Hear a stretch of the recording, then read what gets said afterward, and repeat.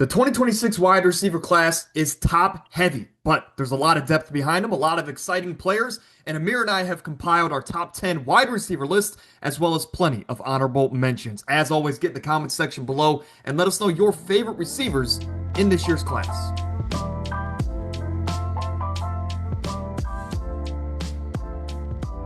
Kicking off my honorable mentions list, we're not going to deep dive into these guys. We'll talk about them later on, but we have a lot of names to talk about in our top 10. But for myself, I have guys like Dane Key, Eric Rivers of Georgia Tech, Jacoby Lane really is off to a bad start there at the Senior Bowl, Dion Burks there for the Sooners, and Malachi Fields, truly maybe the scariest red zone jump ball wide receiver in this class.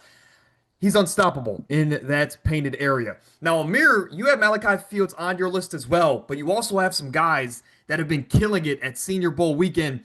Run us through your four honorable mentions.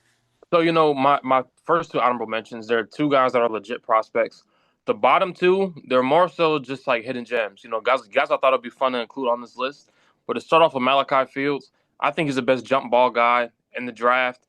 He's absolutely terrifying. And also for his size, is what, like 6'4", 220? He's honestly like a pretty fluid route runner. The speed is definitely concerning, but it's like with his size, being able to box corners out, being able to box DBs out, I think he has a pretty high ceiling. And then Chris Bell, I mean, he's basically the size of a linebacker. He's about 6', 220. Yeah. He has great tight end speed. And it's rare you can find a receiver that's 220 being able to reach top end speed like that. And then Tyron Montgomery from John Carroll, Division D3. I mean, he is. Listen, I take the one-on-ones at the Senior Bowl and Shrine Bowl and at camps. I kind of take them with a grain of salt. But when I tell you he was taking Chris Johnson's lunch money, he was taking his lunch money. It was bad. He made plays in 7-on, team, one-on-ones. Nobody could guard him. It's the perfect example of if a player is good, somebody's going to find you. Yeah. And then Michael Wortham, he's a gadget guy. He might be one of the shiftiest people in this class, if not the shiftiest. Just turn on his tape and you'll see how crazy he is. Yeah, I mean, from Montana. So shout out to him. But yes, a lot of guys are taking advantage of those rep opportunities at Senior Bowl weekend to put their names on the radar of these NFL GMs. And I'm happy that a guy like Tyron Montgomery in Division III football is doing just that. Truly an underdog story. But here we go into the top 10. We're not going to talk about every name that the both of us have. What we're going to do instead, we're going to go through some of the names that we both have on our top 10, and we'll talk about the other names at the midpoint of the video and also at the end of the video. Again, let us know your favorite wide receivers. One of the guys at the tail end of both of our top 10s is Elijah Sarratt at 6'2", 210. He is a national champion, a guy that was the lead dog, best wide receiving option on that Fernando Mendoza offense. Ultimately, I think he brings elite hands, and that's the best part to his game. He's a reliable guy in those key moments, and this is a guy that in the red zone, on those key big third downs and jump ball situations, the quarterback's going to trust Elijah Sarratt. He did have crazy production at the collegiate level, 44 total touchdowns over 4 years of being a quality player in every single offense. But outside of having great hands, he's not the greatest athlete. He's not the fluidest mover. He's going to struggle getting off the line at the next level, but I do think he has good strength to him where that's going to help him. And also his size, of course, as far as making some big-time plays. Amir, your thoughts on Elijah Sarratt? Because personally, I see Jawan Jennings. Yeah, I mean, the athleticism obviously is lacking a bit, but when you talk about him being an amazing route runner, great hands, you can tell that, his IQ is there. He always knows where he's at on the field. He knows where the sticks are at. He has great body control on sidelines. He has strong hands. He has great timing on his routes, on his breaks. And the one thing you can't really teach is guys that know how to get open. He knows how to create separation in his routes. And when I turned his tape on, I was kind of just watching. I'm like, this guy's actually really good. And I think he could slip to the draft. I think he might run like a subpar 40. That might scare some scouts away. But I could see, someone in that mode of like maybe Shanahan or McVay or just somebody that can see these hidden gems. I could see them snagging this guy and developing him because I think he's legit. Like he could be a day one starter and contribute to a team. He's legit. Yeah, absolutely. A guy that with his frame and his skill set, teams are going to want, especially if he decide or if he ends up and going and testing well, whether if that's the combine or the pro day, he could shoot up draft boards. But if he tests bad, like you mentioned, he could be a gem down the board. Denzel Boston, and I might catch some slack for this one, but I have him a lot lower than consensus at 6'4", 210. This is a guy that does have a huge frame to him, a guy that has a X-style receiver frame to him, right? At 6'4", huge catch radius, longer arms. Outside of that, though, he has good to great hands and route running ability. I think he's gonna be a guy that has to win with positioning and IQ rather than pure athleticism because he's not an explosive athlete. What I can't take away from Denzel Boston is his production. He had 20 touchdowns over the last 2 seasons, purely dominant when they get to the painted area. But Amir, you have him 3 spots higher than I do. I have him down at number 7. You have him in your top 4. What do you love about Denzel Boston? So the big thing I love about Denzel Boston is his versatility at his size. I mean, how often do you see a guy that's 6'4" being able to catch tunnel screens and line up in the slot and honestly make guys miss? Now, he isn't a guy where, like the stiffness is not going to work as consistently in the NFL, but he's a guy similar to, a few more guys we're going to talk about. He maximizes his size. He's a great jump ball receiver. I just think he provides a lot of value. He does need to bulk up a bit. And he isn't overly explosive. That's definitely concerning. But I just think with a receiver like this, I think you can just develop him. I think you could easily fill him out with like 5 more pounds per se. And I think, he does a good job of being able to create some sort of separation. And honestly, I just think he has that experience of being able to play in multiple spots and being able to just move around. Yeah, absolutely. Denzel Boston, I can see the intrigue there as far as him being a polished wide receiver for the next level. And if you put him around the right coaches, he's only going to get sharper, only going to get better with his footwork and his timing and just his overall game. But as of right now, I don't see why some people have him in their top 3. That is where I am raising both of my eyebrows at those rankings. Now, for myself, I'm a big believer, I guess you could say, in Kevin Concepcion, or as he has the best nickname in the class, Casey Recepcion. At 5'11", 190, he does come into this class with a bit of a thinner and smaller frame, but you just have to get the ball in this dude's hands. He's not the greatest route runner. This is a guy that has okay to reliable hands, but you get the ball in his hands, and he might be the best in the class as far as yards after catch ability. He's super twitchy, super agile, and he has that top end home run speed. This past season, he had 60 receptions for over 1,000 total yards from scrimmage and 9 touchdowns. So obviously, he knows how to make a big play in limited touches. Overall, though, not the most polished wide receiver. Again, I mentioned a smaller frame. He doesn't have the greatest route tree to him or route running ability at all. I have him at number 6 because he's a gadget player. You can use him in a lot of different ways. And overall, you just got to get the ball in this dude's hands in an RPO heavy league, if I can talk correctly. This is a guy that I think can get a lot of those bubble screens, a lot of those tunnel screens, or quick slants, and really pick up a trunk play on a play that could just be a throwaway or setup play for a third or fourth down. Amir, you don't have KC Recepcion high on your list, and why is that? So, for him, I had him a bit high. It's just a guy similar to his mode. I think is a bit better. And, the route running is something that was a bit kind of concerning to me. I just think for a guy with his athleticism, with his speed, it's not going to be the only thing that's going to really just be able to get you open. You brought up a great point. So I think he's a guy that's going to obviously be in the slot. You can move him around. You can get him those bubble screens, play him in RPOs, just let him get in open space. But when teams run man to man, I'm concerned about his route running. Yes. And also with him being smaller as well, I just think he should be elite or at least really good at something other than just, his speed. Yeah, I think when you look at the top end guys in this class, they're kind of surefire hits with a couple asterisks. But once you get past that top 3, I'm kind of going for upside at the wide receiver position. This got me in trouble last year, Amir. I was a big fan of Savion Williams there coming out of TCU, a guy that was 6'4", played like Cordero Patterson, and then he goes to the pros, goes and gets drafted by the Green Bay Packers, and they don't really utilize him any more than a special teams guy. KC can be that same exact player, a guy that could carve himself out a longer career due to his, agility, and he could just be a great punt returner at the next level. But ultimately, I'm shooting for the stars with this one, and that's why he's at my top 6 spot. But generally, not a big fan of these smaller, wide receivers. Now, on the flip side, I didn't have this guy very high on my list, where Amir, you do.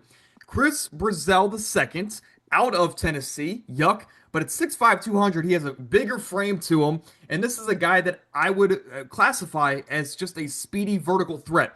Amir, run me through why you have Chris Brazelle II here so much higher on your list. You have him as your top 5 wide receiver.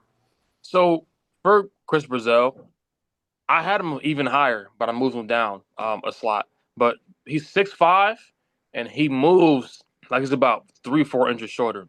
He can move. His size is definitely concerning. He has to bulk up a bit more, but ball tracking ability is amazing for his size. He has freakish movement to be 6'5", 200. He can win one-on-one balls. He can create separation in some of his routes. Even though his route tree is very limited, I just think with the way he moves, you can maximize that and at least develop that in a sense. And I just think he has a bit of a higher ceiling than Denzel Boston. I mean, he's a home run hitter. You can just throw jump balls. He can beat receivers down the field. And I just think I can kind of see like a Mike Evans kind of mold. I just think you can just develop him and kind of raise his ceiling a bit more. Yeah, he might take a couple years to really find his footing, but this is a guy that when he hits, he can hit and at a pretty high level. The reason why I'm not fond of Tennessee wide receivers, I never have been, whether if it was Jalen Hyatt or Cedric Tillman. I've never been high on these guys because of the style of offense that they have there at Tennessee. Those guys just don't translate to an NFL route tree and an NFL offense where it's not so spread out. You don't have all this space to work all the time. Chris Brazelle, the potential is there. I think definitely there's more belief in him than the guys I mentioned a moment ago. But for me, I just had him slightly off my list. Amir's got him at number 5, though. So, of course, if you're a Tennessee Volunteer fan, Amir is backing your guy. But halfway through the video, let's talk about our midway point. My 10 through 6 is on the screen, but 2 guys we didn't cover. For myself, I have Aaron Anderson at number 8. Historically, not a big fan of wide receivers that are 5'10" and shorter, but at 5'8", Aaron Anderson plays so much bigger than what his height would tell you. Super speedy. He uses his speed and his athleticism to create a lot of separation and making him just a quarterback's best friend to create those big home run plays. So again, he's lightning in the bottle, and I have him at number 8. Home run in a bottle could also classify for Zachariah Branch at 5'10", a bit shorter, a bit thinner, and his route tree is very limited. At Georgia last year, it was a lot of bubble screens, a lot of just quick throws, getting him the ball and letting him make something happen in space. And you worry about that at the next level. But overall, I think you get the ball in his hands and he can make some magic happen. So I got him here at number 10 over guys that we've mentioned here already in today's video. Amir's 6 through 10 is on the screen. And don't talk about your number 6 guy, because we'll talk about him in a moment. But run us through 7 through 10, and that Georgia State wide receiver is popping off the page. So Jeremy Bernard is at 6. Ted Hurst is at 7. Elijah Sarratt at 8. Jacoby Land at 9. And Kevin Coleman Jr. And so you want me to talk about Ted Hurst and Kevin Coleman, or just Ted Hurst? Just skip over Bernard, because we'll talk about him in a moment. So Ted Hurst, this is my guy in this draft. He's one of my favorite guys in this draft, probably like my second or third favorite guy to watch in this draft. Imagine a stronger Robbie Anderson. It's just crazy because this guy is 6'3", a true 6'3". He's not a guy where he's just listed, as 6'3". No, he got reweighed and his height rechecked at the Senior Bowl, and on ESPN is listed as 6'3", 185, and the scouts were concerned about his weight. He listed as 6'3", 207. So he's 207, 6'3". He's going to easily run a 4.3. Don't be surprised if he has the best testing numbers in the draft. He can jump out the gym. He's an elite red zone threat, jump ball receiver. He's an amazing route runner for his size. He has great breaks, and his top end speed is elite. He's going to get into the league and easily be able to just burn DBs like it's nothing. He's amazing. Yeah. The potential is there from what Amir has told me off the show and now on the show. Seems like he's going to be the combine warrior this year at the wide receiver position, a guy that raises his stock far more than others. And I'm excited to see it because the combine's around my birthday. Also, again, he has Jacoby Lane down there at number 9, and Kevin Coleman, who Amir would say plays a lot like Luther Burden, there at number 10. But let's get into the top 5. I have Jeremy Bernard at number 5. Amir's one spot below at number 6. At 6'1", 205, he brings your ideal NFL wide receiver size, a guy that has the versatility to play in the slot or on the outside. And NFL offenses are going to love that. But I think this is a guy that his best traits are his speed and his yards after catch ability. He does have he's a fairly good route runner, right? He's solid enough, but his speed and his yards after catch ability are going to make him special at the next level. NFL offenses can use him in a variety of different ways, and his production is also there. Last year at Alabama, had 65 receptions and 9 touchdowns. The only thing I would say, maybe he's not, the top of the top as far as his speed and his yak ability, but he's pretty close. I'm nitpicking with the cons here. Give me your thoughts on Jeremy Bernard. I think this guy is good. I think he's good. And I've been watching him all year, and I had him a bit lower. When I went back and rewatched his tape, he is another one of those safe picks in the draft where you know you're going to get a day one guy who can contribute. He can play in the slot. You can give this guy jet sweeps, screens. You can let him just work in the open space. I agree with you. I think there's nothing truly elite about him. The thing that impresses me the most, and I see a lot of, Debo Samuel comparisons. I think he's a better route runner than Debo. And also, too, he's shifty, man. He make guys miss. And it's like when the ball hits his hands, he turns into a running back instantly. You kind of see this Yeah. mindset change, and he's tough to bring down. I love him. He has amazing hands. I think he had like practically 0 drops last season. Wow. So I think he's amazing. Yeah, I mean, he plays a lot bigger than his 205 listed weight. I want to see what he actually weighs in at, whether if it's lighter or heavier than 205. But ultimately, he's a fun player, and that's why I have him at number 5, Amir at number 6, and he is in my top 75, and I'll leave it at that.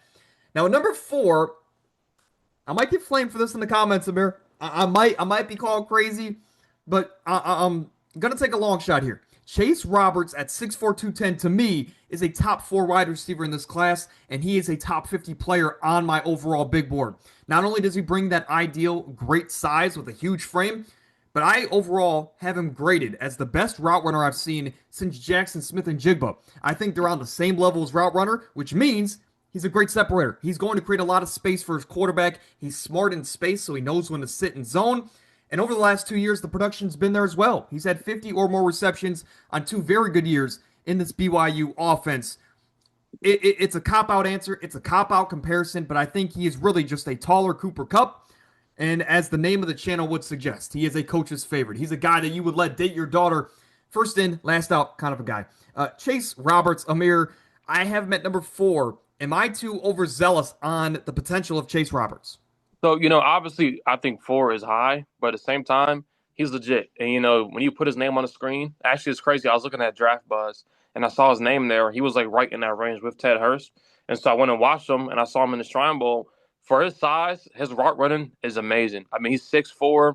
He's strong, too. He's not a guy that's 6'4" that has, a lean and skinny frame, kind of like Chris Brazelle or Denzel Boston. He's truly strong and he's tough to bring down. He can make guys miss too, and he isn't insanely fast. But it's like when a guy's 6'4", you don't expect him to be just blazing speed all the time. I mean, a taller Cooper Kupp is like a great comparison in my opinion. He has strong hands, and you can just tell you can plug him in anything, and he's going to contribute off rip. Yeah, this is a guy that, sure, like you mentioned, he's not the greatest athlete, and I second that. You can even say he's just a decent athlete, but I think that frame that Chase Roberts has will be the difference compared to him and like another great shorter route runner. He's going to create the separation, but even if the cornerback is closing in, that size and that frame to him is going to help him be a long-time pro, at least in my estimation. He can pretty much fit in any single offense in the NFL, but let's be honest, he seems like a Patriot. At number 3, these are the solidified top 3 guys in the class. In my opinion, no doubt about it. You could maybe make some arguments for some other people, but to me, I'm not hearing it. At number 3 for myself and at number 2 for Amir is Carnell Tate at 6'3", 195. I think he is good to great at every single aspect that you want a true number 1 guy to be. I think he's the safest wide receiver in the class, and that might come as a bit of a hot take given who number 1 is in Jordyn Tyson. But he doesn't have health concerns. He's very durable. He checks all the boxes. I think he's an underrated route runner. And in a loaded Ohio State offense, he's had 2 years of great production, and he's contributed at a very high level as far as them winning some big time games. The only downside to Carnell Tate is that if you like him as a prospect, he is not worth a top 10 pick. You have to love him as the true number one wide receiver in this class to draft him at his draft cost, because wide receiver is a bit more of a replaceable position. And if you're drafting on a guy that high, you have to hit. He's going to be going in the top 10. So for these NFL teams, just make sure you love him before you send in that draft card. Amir, your thoughts on Carnell Tate? Literally, the number one thing I have in my notes is that he's the safest receiver in his class. I completely agree. You know you're going to get somebody. Well, in my opinion, he has the greatest natural ball tracking skills on deep balls. He's a great jump ball guy. He has strong hands. I think he's a good route runner. He isn't, insanely explosive in terms of top end speed, but he knows how to get open. I mean, he creates a lot of separation in his routes. The biggest concern is what you have written right there. I don't know if he's someone that you should just be truly just like fainting over the draft that early or that high. And it's like I kind of question his ceiling a bit. I see a lot of Garrett Wilson comparisons, and it's like Yeah. I don't if I don't think he's half the wide receiver. And yeah, that might be crazy take, but I think exactly. Garrett Wilson's miles better.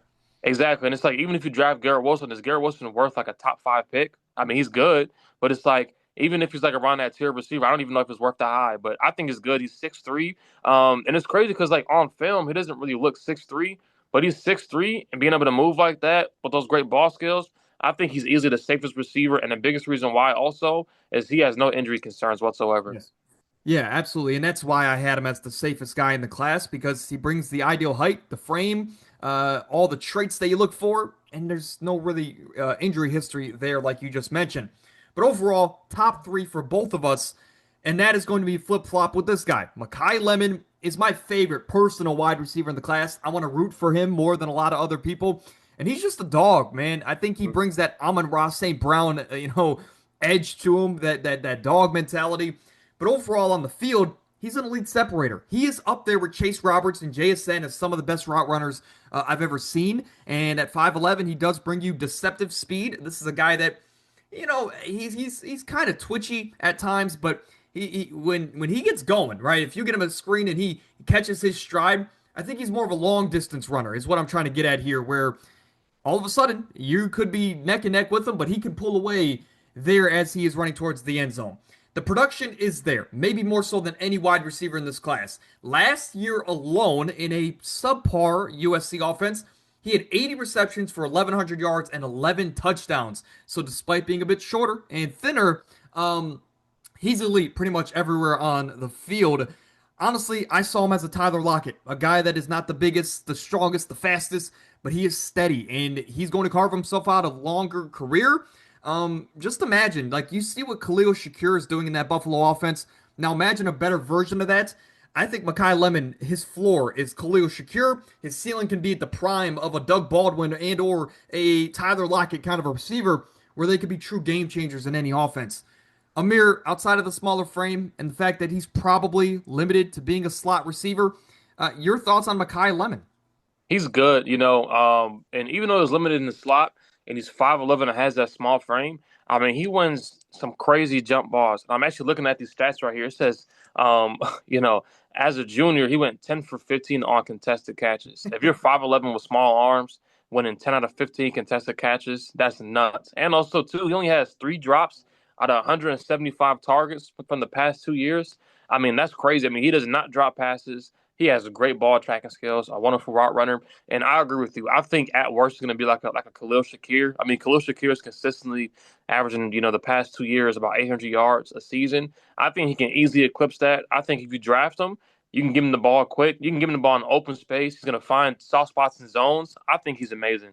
Yeah, I could see with his frame and maybe his limited upside, maybe some would say, I could see him falling to the end of the first round and being an absolute steal for an offense there late in the first. I don't think he's going to go in the top 10 like a Carnell Tate and or a number one guy here we'll talk about in a moment, but definitely a first round grade on him, and he should be a first round pick. I just don't know where because his range is fairly large in that first round. Now, a number one for the both of us, it's a consensus. And there's really only one big concern about this player. Jordyn Tyson out of Arizona State at 6'2", 200 brings that ideal size.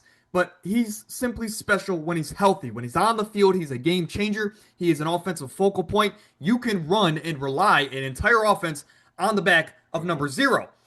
When I was watching tape on him, Amir, I simply said he has the best hands in this class, no doubt about it. But I think he has the best hands since Marvin Harrison Jr. He is on that tier for me. I gave the edge to Marvin Harrison, but he's right there, right? I think outside of that, good to great speed and route running ability. His production is there. 18 touchdowns over the last 2 seasons. Mind you, that is with missing time the last 2 seasons. He has 18 touchdowns. Overall, he has a lengthy injury history, which is going to make his draft cost even scarier. Everything we said about Carnell Tate mirror that here as far as draft costs for a position that's replaceable. But he is a guy that you can draft in the top 5, and he might not even be there for the majority of the tenure that you have him as a player because he's injured all the time.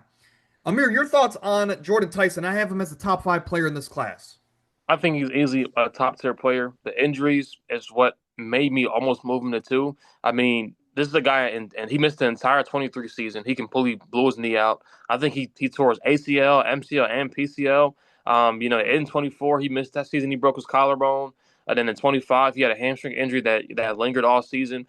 And it's like, that's extremely concerning. When you want to draft a guy top 10 to elevate your offense, that's concerning, especially with his play style. You brought up a great point. I think he's the only receiver in this class where he has the ability where you can center the entire offense around him. I mean, you can put this guy in a screen game, Yes. slot, outside, jump ball, red zone threat. It doesn't matter. And he has the one thing that pops up most on tape. He has that rare ability where you can just see him translate his skills in basketball on the field. I mean, he boxes receivers out. He can adjust in midair and catch passes. Even when his jumps are mistimed, he has great hands and he snaps balls out the air. And he has everything you will want when you want to see or evaluate a guy to be a potential all-pro guy. It's just the injuries and also the draft costs as well. You kind of question, given the injuries, also given he's not like a generational prospect. And so do you really want to draft a guy top 5 or top 10? Yeah, like I continue to mention about some of these players at these odd positions. If you're going to draft a position that is fairly replaceable and lower on the position importance ladder, you have to love the prospect. You can't just like them, especially with a top 10 pick. So that's why guys like Bijan and Jahmyr Gibbs have gone in the top 10 in the past. Those front offices love those players at a position that's fairly replaceable. For receiver, that's one of those positions. You're going to have to love a Jordyn Tyson and disregard his injury history to really draft him and focus your offense around him. But I have him as a 90 overall. Like I mentioned, he's a top 5 to 10 player on my entire big board. But here is my top 5. I have Jordyn Tyson, Makai Lemon, Carnell Tate as the top 3. I'm a lot higher than consensus on Chase Roberts, and then Jeremy Bernard at number 5. 6 to 10 is on your screen. We went through it already, but here's a recap. KC Concepcion, Denzel Boston, Aaron Anderson, who's a dog at 5'8", Elijah Sarratt, a.k.a. Jawan Jennings, and then Zachariah Branch, lightning at a bottle. Amir, run us through your top 10, starting with your top 5. I have Jordyn Tyson, Carnell Tate, Makai Lemon, Denzel Boston at 4, Chris Brazelle at 5. Once again, we got Jeremy Bernard at 6. I got George Pickens at 7, Jawan Jennings at 8, Jacoby Land at 9, and then we got Kevin Coleman Jr. at 10. That might be the snipe of the offseason if he turns out to be the level of player of a George Pickens.